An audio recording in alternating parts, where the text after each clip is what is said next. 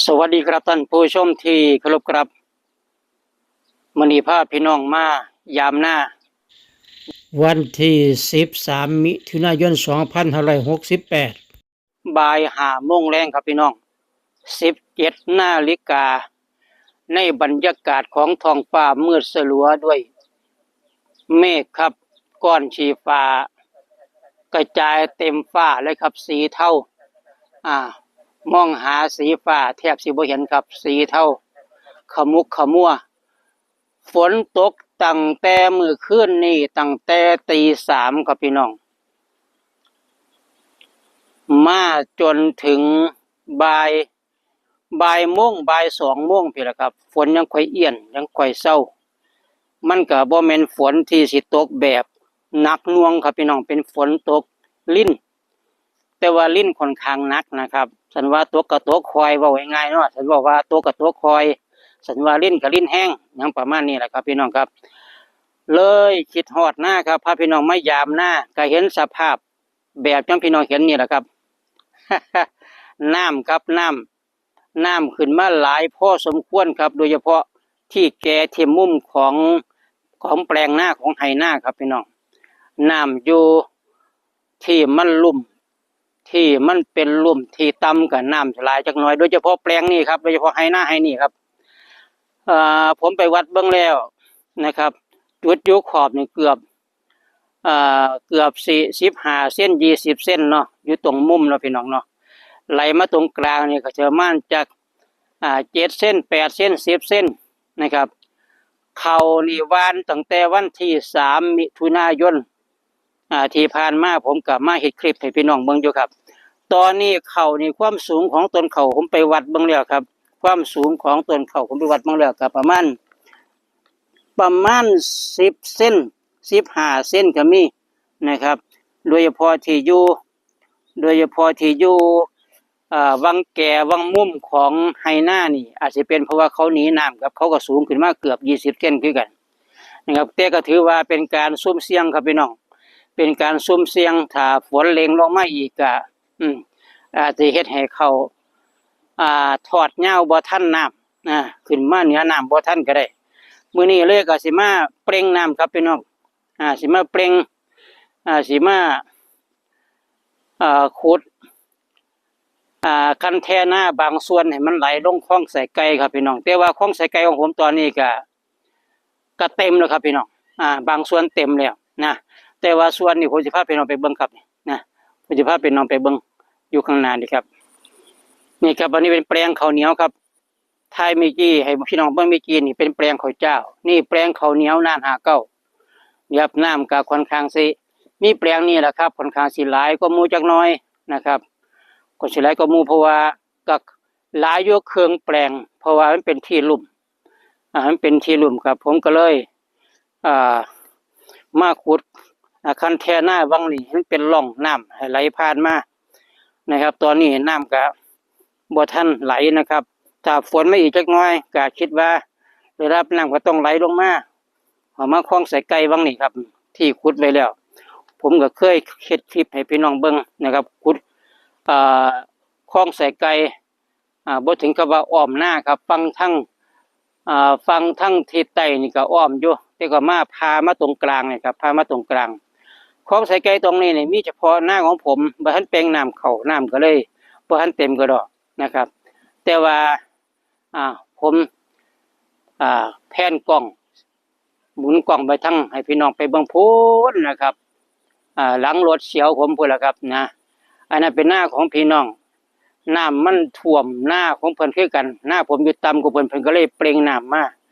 ตอนนี้คลองใส่ไก่อยู่ข้างหน้าฝั่งทั้งบนเกือบเต็มแล้วครับพี่น้องเดี๋ยวผมจะพาพี่น้องไปเบิ่งครับก่อนที่สิไปเบิ่งจุดที่เพิ่นเปล่งน้ำกับเบิ่งแปลงข้าวเหนียวแปลงข้าวเจ้าครับแปลงข้าวเจ้าของผมนี่แปลงนี้ก็มันลุ่มหย่อนไปตรงกลาง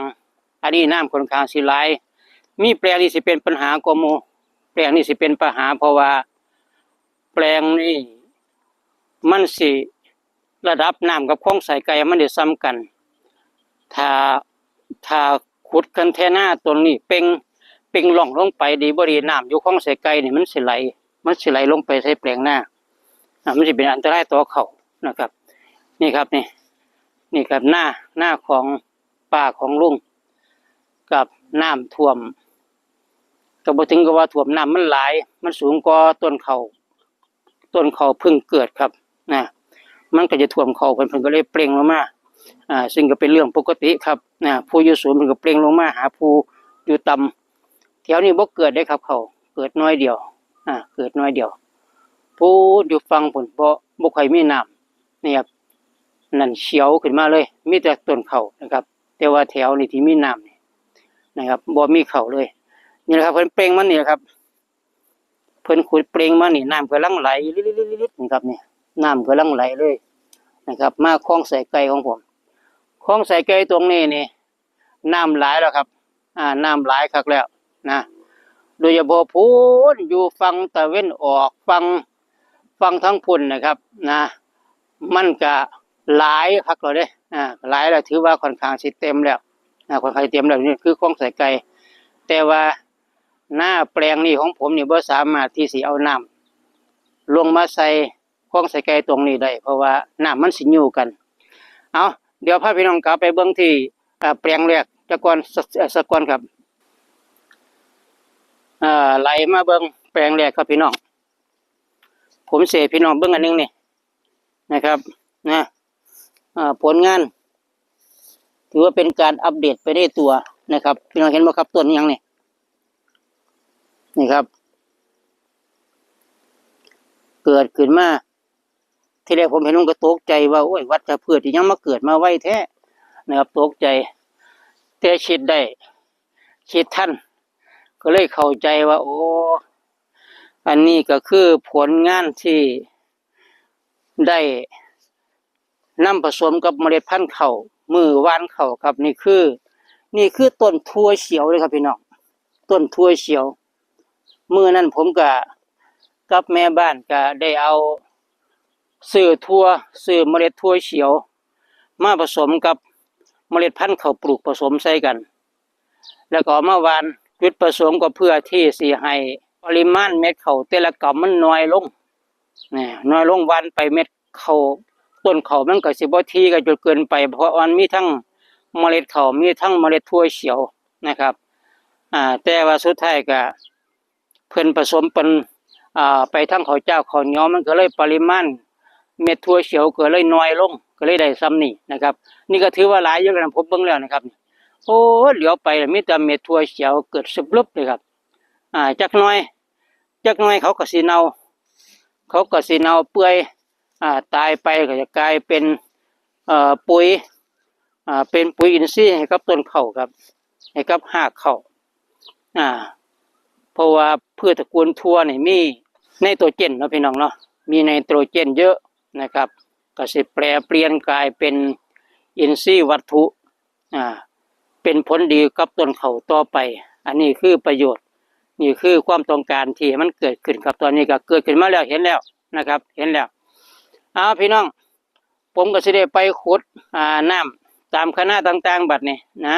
บ่ได้ถ่ายภาพให้พี่น้องเบิ่งแล้วเพราะว่าช่วงที่ขุดเพราะว่าบ่ได้เอาขากล้องมา